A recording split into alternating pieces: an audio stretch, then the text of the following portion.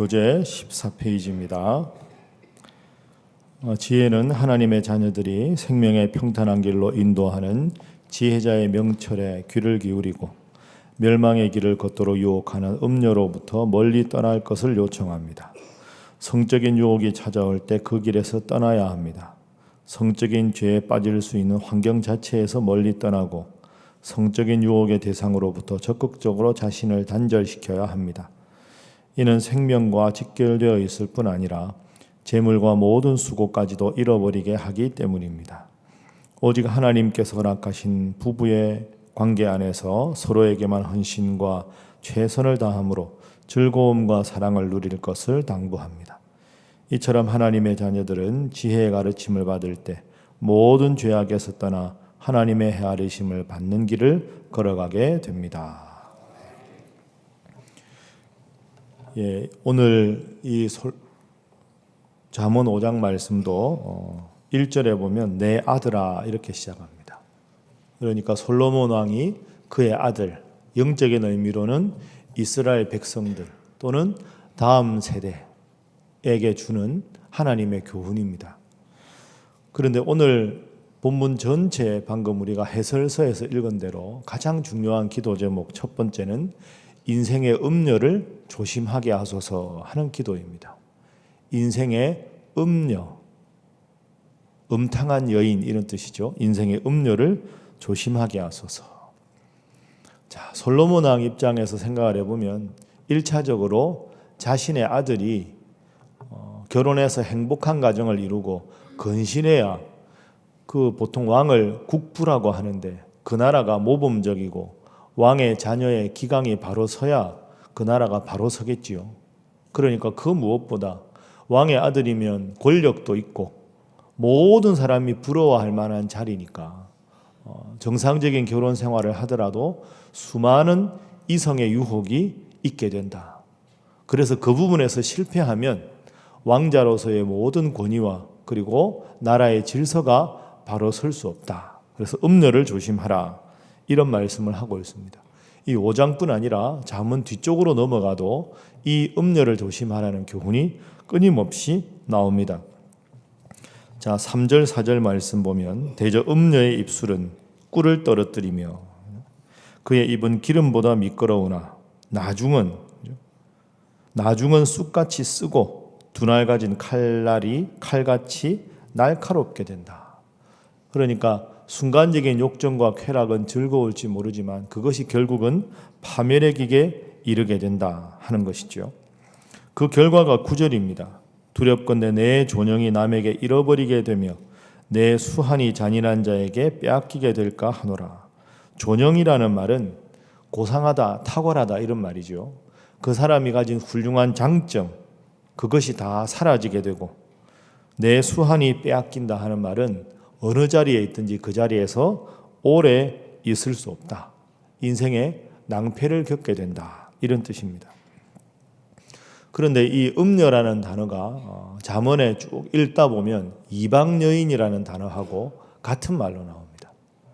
그리고 이걸 오늘 우리에게도 해석을 해보면 이 음녀를 문자적으로 생각하면 음란한 여인, 음탕한 여인 이렇게 말할 수도 있지만 이걸 영적으로 해석을 해보면 내가 하나님 앞에 바로 서지 못하게 하는 그 무언가가 음녀에 해당합니다. 내가 제일 영적으로 바로 서기에 유혹받기 쉬운 것, 그게 바로 영적인 의미의 음녀지요. 젊은 솔로몬의 아들에게는 한참 이성에 관심이 있을 때니까 음녀 때문에 넘어지기 쉽다. 그러면 오늘 이 본문을 우리가 읽을 때는 내 인생에서 제일 약해서 넘어지는 영적인 음녀는 무엇인가? 그것이 돈인가? 그것이 명예인가? 하나님보다 더 관심을 갖고 하나님보다 더 중요하게 여겨서 영적으로 성장하는데 방해가 되는 그 무엇? 그게 바로 음녀가 되는 거죠. 그래서 우리가 삼손 이야기를 읽을 때도 삼손에게는 들릴라라는 여인이 있었습니다. 그것도 삼손은 바람이 많았구나, 들릴라에게 빠졌구나 이렇게 읽어서는 안 되고 삼손에게서는 이성의 유혹을 극복하지 못해서 하나님 앞에 바로 서지 못했다. 그럼 나에게는 영적인 들릴라가 무엇인가? 나에게 영적인 음녀가 무엇인가? 이걸 깊이 묵상하는 것이 오늘 본문과 앞으로 나오는 잠언을 잘 읽는 방식입니다. 우리 목회자들 세계에도 그런 말을 하죠. 뭐 어느 직업이나 다 마찬가지겠지만 목회자는 세 가지를 조심해야 된다. 첫 번째는 이성의 유혹, 두 번째는 돈, 세 번째는 명예. 다 마찬가지 아니겠습니까? 이성과 명예와 돈, 이 세 가지만 조심하면 다른 것은 크게 뭐 문제가 될 것이 없다. 그 말이 맞는 것 같습니다. 특히 명예나 돈도 음녀, 이성의 유혹과 걸맞을 정도로 비등할 정도로 어렵습니다. 제가 한번 구역 모임에서 말씀드린 적이 있는데요. 지금 여러분 우리 한국 교회 기상도를 한번 보시죠. 우리 교단의 제일 큰 교단 아닙니까? 우리 교단 큰 교회가 지금 명성교회가 지금 여러 가지 조금 이제 막 어수선한 상황이죠. 그 다음에 제일 크고 중요한 교회는 영락교회입니다. 영락교회는 다음 달에 담임 목사님이 은퇴를 하십니다. 20년이 되셔서 은퇴하시죠. 그 다음에 또 이제 가까이 제일 역사가 오래된 세문안교회가 중요한 교회인데 세문안교회는 목사님이 바뀌어서 지난 주일부터 이제 공식적으로 일을 시작하셨습니다. 그리고 소망교회, 압구정동에 있는 소망교회는 내년에 담임 목사님이 교체가 됩니다. 그러면 명성교회, 영락교회, 세문안교회, 소망교회 이 가장 전통적이고 중요한 교회가 지금 리더십이 교체가 되었거나 혼란 중에 있거나 내년까지 교체가 됩니다. 그 다음이 종로가 연동교회, 그 다음이 이제 우리 동네에 있는 무학교회, 이게 연쇄적으로 됩니다. 제가 보기에는 지금부터 2년 정도가 한국교회 아주 중요한 상황입니다. 제가 이 말씀을 왜 드리느냐 하면 그러다 보니까 이제 교단 간의 연합을 할 일이 있거나 뭐 군선교를 한다거나 연합해서 해야 될 모든 일에 이사직도 필요하고 후원회 같은 게 얼마나 많겠습니까? 근데 그런 단체에 장을 할 어른들이 없어지는 거죠. 크고 대표적인 교회들이 다 지금 이렇게 되니까. 그러니까 저한테도 그런 영향이 참 많이 옵니다. 제가 뭐 잘나서가 아니라 큰 교회들이 그런 상황이 되니까 전부 위임 목사 중에서 서울 시내에 있는 좀 안정적인 교회가 어디 있나 이러다 보니까 이제 계속 저한테 전화가 옵니다. 그러니까 무슨 뭐 직을 맡아달라, 후원회장이 돼달라, 이사장이 돼달라, 이사가 돼달라. 그리고 제가 교수를 하다 왔으니까 설교를 해달라, 부흥회를 해달라 이런 게 참 많습니다. 근데 여러분 생각보다 이런 걸 이겨내는 게 쉽지가 않습니다. 다 저한테는 10년, 20년 선배 목사님들인데 아는 분들 통해서 전화 왔는데 제가 무조건 거절하는 게 생각보다는 쉽지 않습니다. 그 지금까지는 잘 버텨오고 있는데요. 그 여러분도 저를 위해서 기도를 해 주십시오. 잘 좀 할 수 있도록. 생각보다 쉽지 않습니다. 돈, 이성, 명예 이 세 가지 조심할 수 있도록 기도해 주십시오.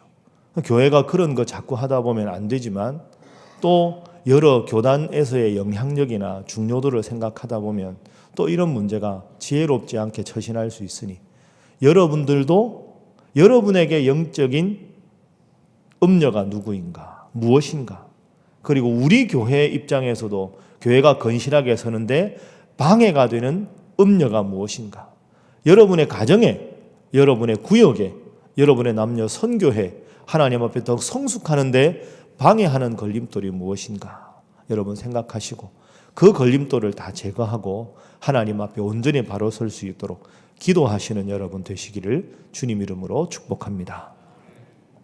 자, 그래서 두 번째 기도 제목은 후회하지 않는 인생 되게 하소서 하는 기도입니다. 후회하지 않는 인생. 나의 욕정에 나의 욕심 때문에 파멸하는 후회하는 인생 되지 않게 하소서. 자, 11절부터 14절에 그 음녀에 빠져서 파멸한 인생에 대한 후회가 11절부터 등장합니다.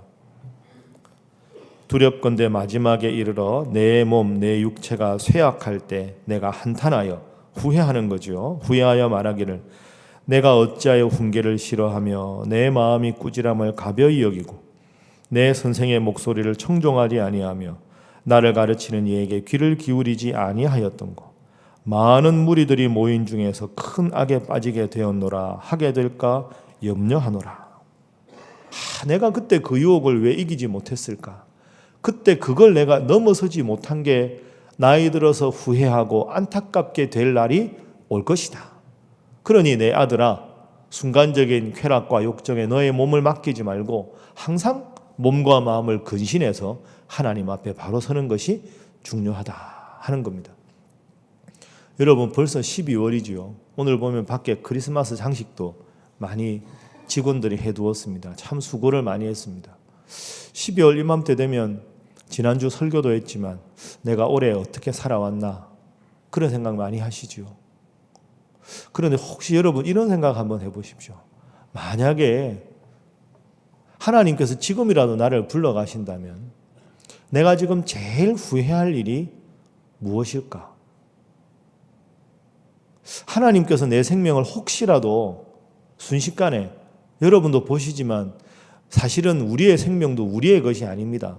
내가 건강하고 싶고 내가 내 몸을 잘 보존한다고 건강이 유지가 되는 게 아니지요. 주변에 안타까운 그런 일을 얼마나 우리가 많이 봅니까? 그러면 오늘 하나님께서 내 생명을 거두어 가시더라도 후회가 남지 않는 삶을 살아가는 것, 그게 우리들한테 중요한 거죠. 그래서 이것을 신학에서는 종말론적인 삶이라 이렇게 말을 합니다.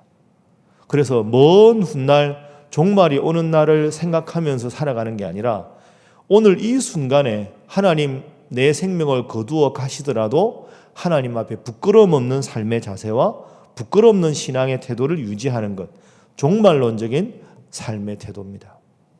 한순간에 음료에 빠져서 쾌락을 즐기다가 나이가 들어서 후회하는 11절부터 14절을 내 스스로에게 적용을 해보면 나는 하나님 앞에 오늘이라도 화해해야 될 사람이 누군가, 오늘이라도 미안하다고 말해야 될 사람이 누군가, 내가 저분은 꼭 전도하고 하나님 앞에 왔어야 되는데 내가 저분을 전도하지 못한 것이 마음이 너무너무 안쓰럽다.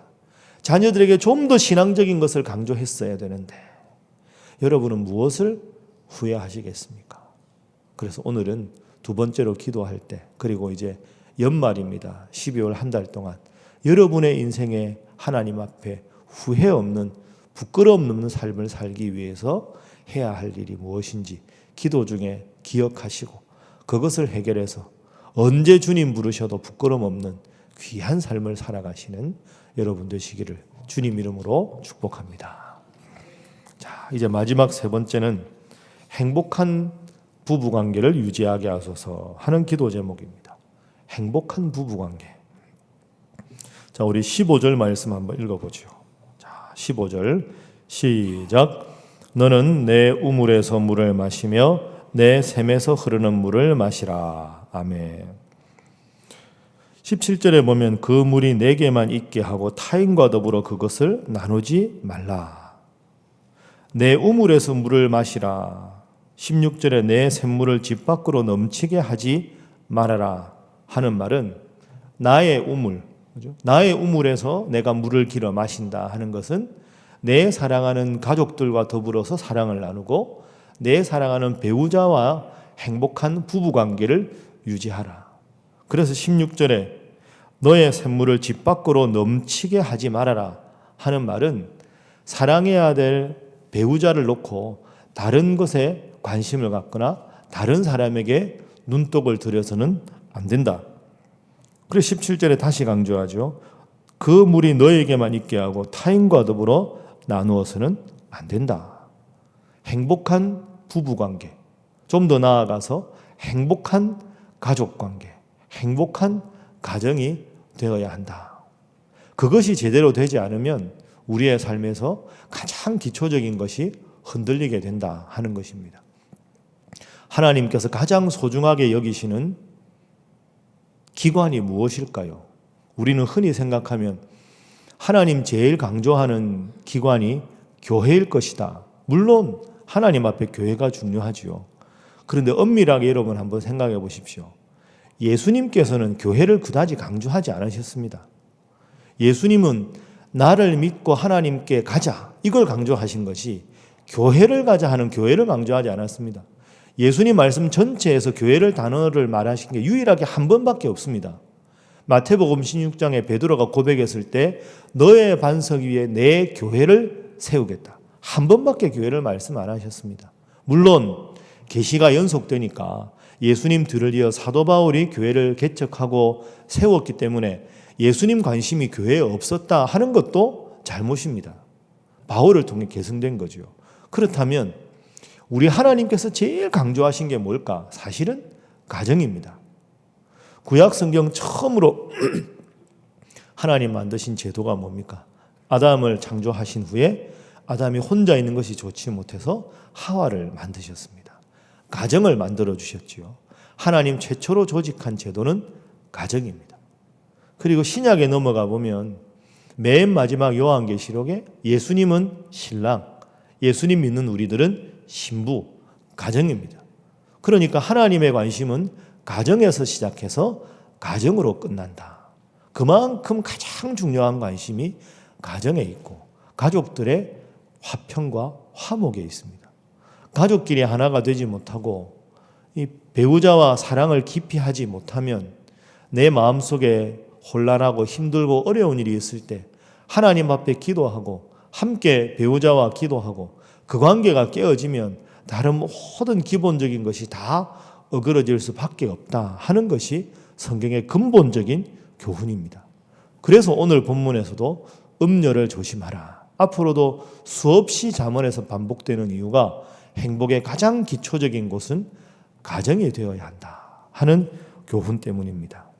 그래서 여러분 마지막으로 기도하실 때 하나님 우리 사랑하는 배우자를 더 사랑하게 하시고 여러분의 사랑하는 자녀들의 가정이 더 행복한 가정이 되게 하시고 그래서 정말로 영적인 축복의 가장 근원지가 가정이 되어서 가정의 행복을 통해서 아이들이 믿음 가운데 잘 자라나고 세상의 유혹을 잘 이겨나가고 승리하고 형통하고 복받는 가정 되게 해달라고 우리 잠언 말씀 앞으로도 묵상하면서 계속 기도하셔서 여러분의 가정이 하나님 앞에 큰 복받는 귀한 가정 다 될 수 있기를 주님 이름으로 축복합니다.